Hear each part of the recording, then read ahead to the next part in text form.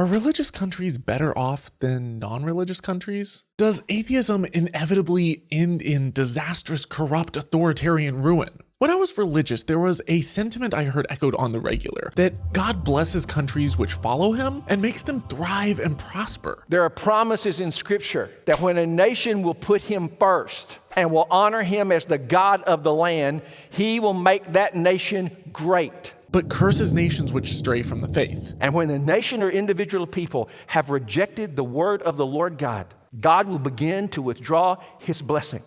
And that's why we have the problems that we have. But is any of this true?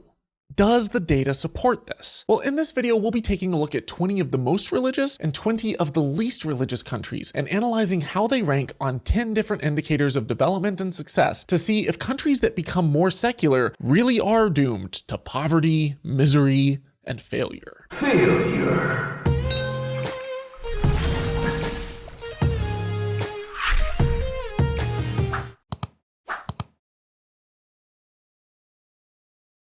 Before I dive in, I want to announce my new Discord server. I'm hoping it can be a fun online community where I can get to know y'all better. You can hang out with me, talk about recent and upcoming videos and video ideas, share memes, articles, podcasts, and so much more. More info at the end of this video. In 2009, Gallup asked thousands of people in 114 different countries the yes or no question, is religion an important part of your daily life? While the results aren't a perfect representation of religiosity levels worldwide, since the 114 countries polled is only about 3/5 of all countries in the world, this was still one of the largest, most reliable polls on religious identification ever conducted. They then used the results to rank the countries by religiosity. So let's explore the top 20 most religious and top 20 least religious countries from this poll and see how they rank on 10 different metrics of success, development, and happiness. We'll then compare the results together to see if religion really is necessary for nations to be happy, healthy, wealthy, and safe, or if when they walk away from their faith, God curses them to disastrous ruin. Game over. First, let's look at wealth, measured by GDP per capita.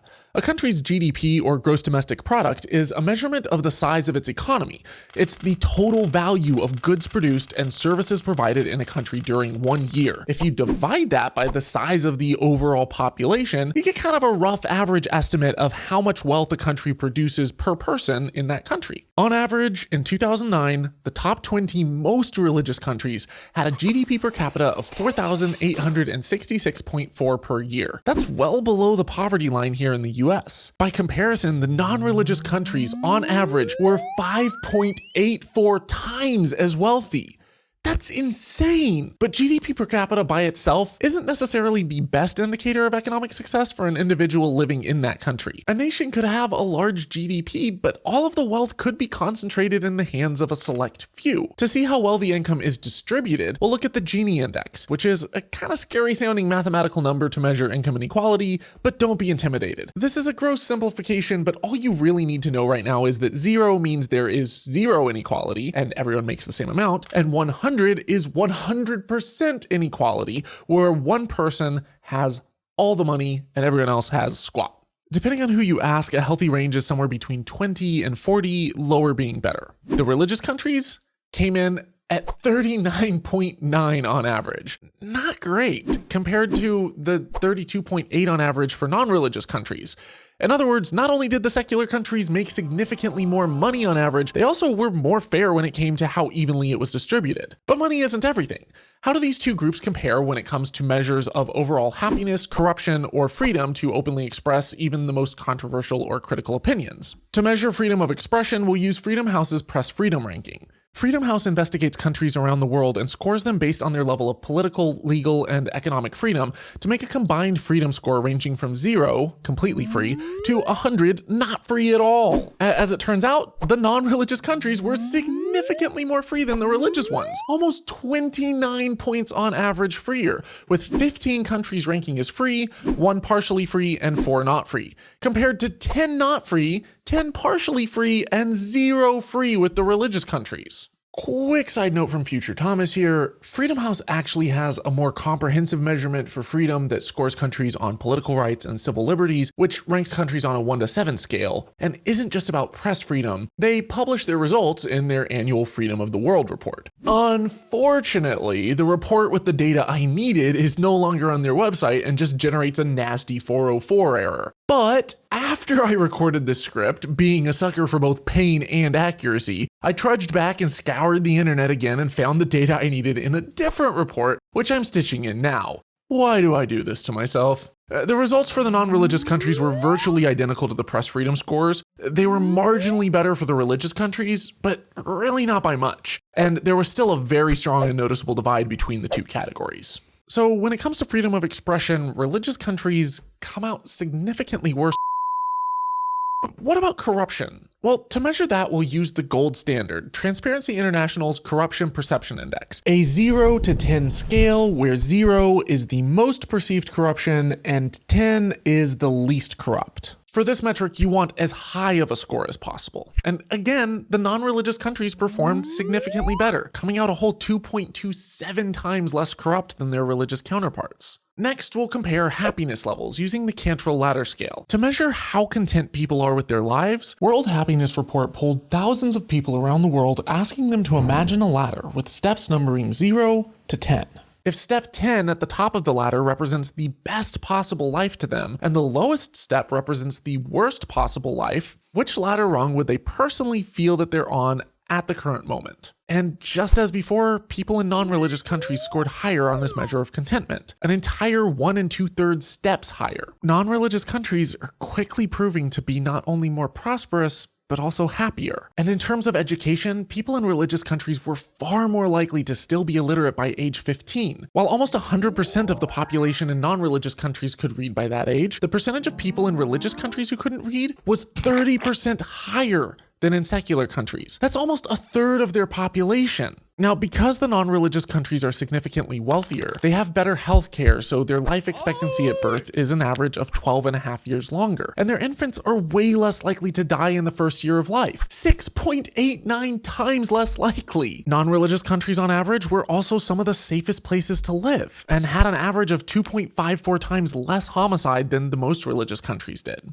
And finally, women in non-religious countries tended to have more freedom in terms of bodily autonomy and control of their own birth cycles, resulting in fewer babies per woman, an average of almost 2.5 fewer babies than in religious countries. And when women have fewer kids like that, they can invest more time and money in the ones that they do have, resulting in better education and income potential. Every sperm is sacred. Every sperm is great. Every sperm is wasted. God is quite irate. On every single metric, the non-religious countries drastically outranked the religious ones, with higher income, less income inequality, more freedom and happiness, less corruption and violent crime, better education, higher life expectancy, and lower infant mortality rates. And the women in secular countries are far less likely to be treated like baby mills. Does this mean that atheism directly leads to or causes success? No.